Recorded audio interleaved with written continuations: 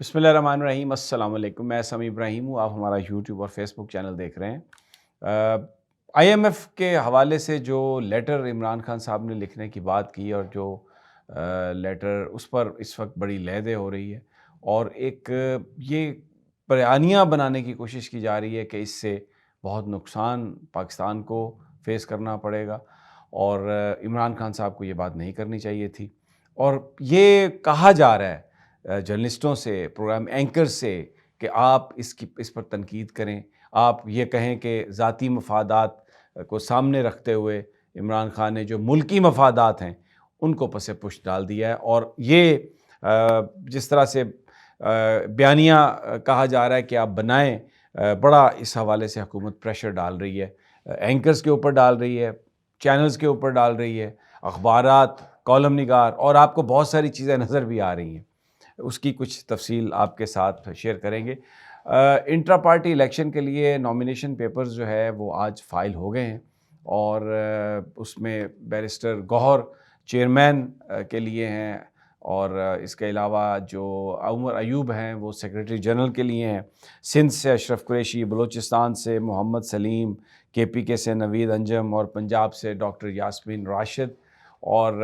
اکبر S Babar نے press conference بھی کی ہے، وہ وہاں پر گئے بھی ہیں، لیکن کیونکہ ان کی جو بیسک ممبرشپ ہے وہ کینسل ہے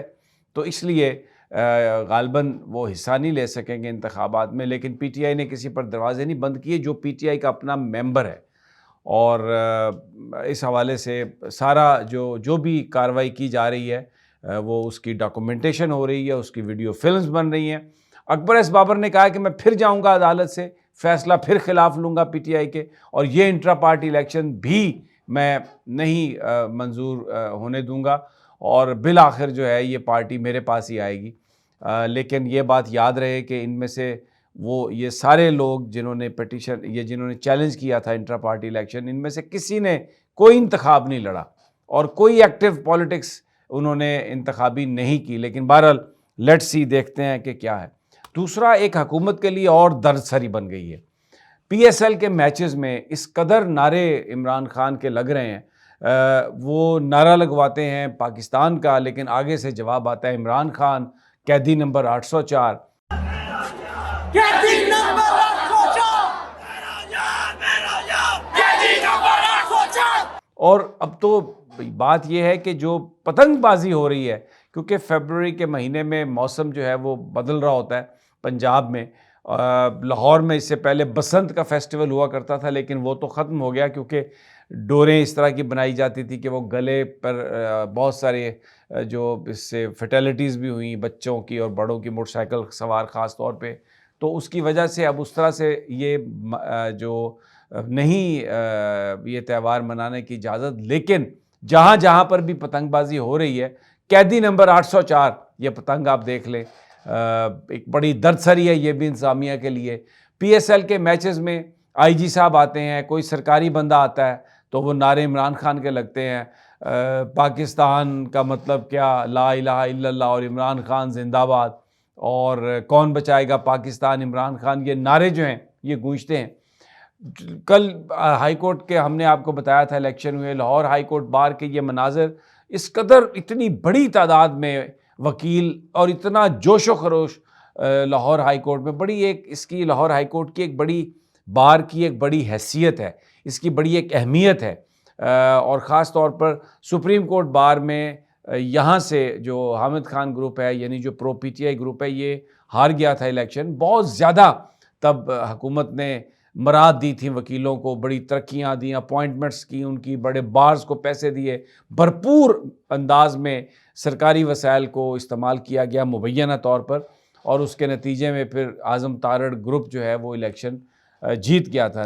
اعظم نذیر تارڑ گروپ۔ لیکن اب لاہور میں لاہور ہائی کورٹ کا بار جو ہے اس کا جو الیکشن ہوا ہے، اس کے بعد جو ان کے صدر ہیں انہوں نے جس طریقے سے بیان دیا ہے اور جس طریقے سے کہا ہے کہ آئین قانون کے لیے ہم کھڑے رہیں گے اور بالکل تحریک انصاف کے ساتھ کھڑے ہیں، اور قیدی نمبر 804 کے نعرے لگائے وہاں پر وکلاء نے، تو یہ ایک بہت ایسی سالڈ ایک چیز ہے کہ جس نے بالکل جو حکمران ہیں ان کی نیندیں ایک طرح سے حرام کی ہوئی ہیں۔ کل پھر ایک نئی آفر کی گئی عمران خان صاحب کو، جس میں ان سے کہا گیا کہ وہ ڈیل لے لیں، معاملات کو سمجھ جائیں، مان لیں، کچھ عرصے کے لیے سیاست سے ہٹ جائیں،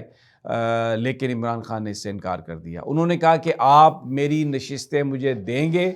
پہلے، اس کے بعد اگلی جو ہے وہ بات ہم کریں گے، ادروائز ایسا نہیں ہوگا۔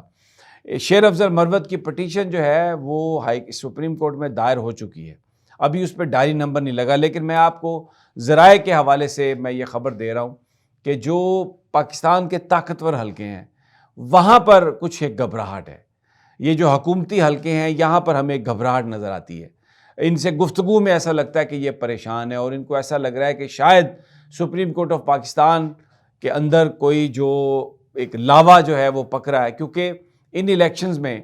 الیکشن کمیشن اور اس کے بعد عدلیہ پر جتنا سوشل میڈیا لوگوں نے جس طرح عدم اعتماد کا اظہار کیا ہے، لوگ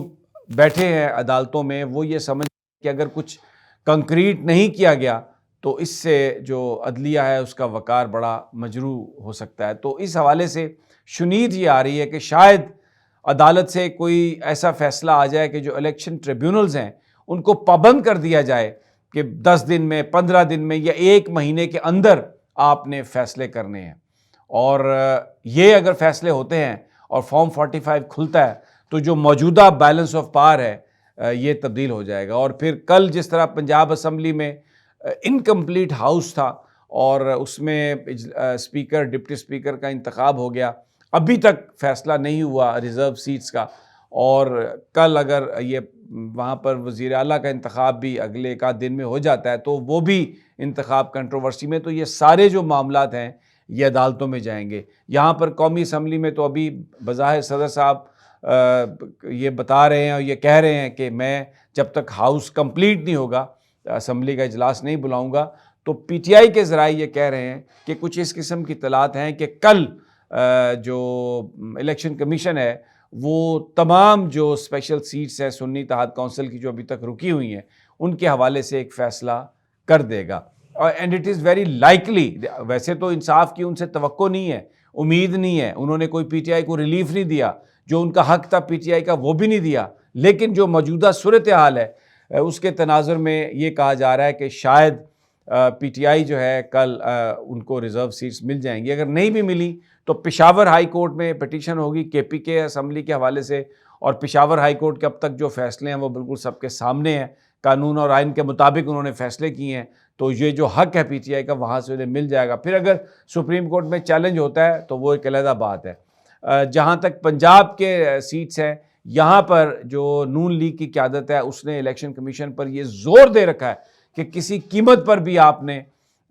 پی ٹی آئی کو یہ ریزرو سیٹس نہیں دینی، بٹ جو خبریں آ رہی ہیں الیکشن کمیشن کے حوالے سے وہاں پر بھی کچھ تھوڑے وہ مضطرب ہیں، ایک تھوڑا ایک بحرانی سی کیفیت ہے، تو لکس لائک کہ شاید سیٹس ان کو دینا پڑ جائیں۔ بہرحال ویری انٹرسٹنگ سینیریو ہے یہ، اور اس وقت جو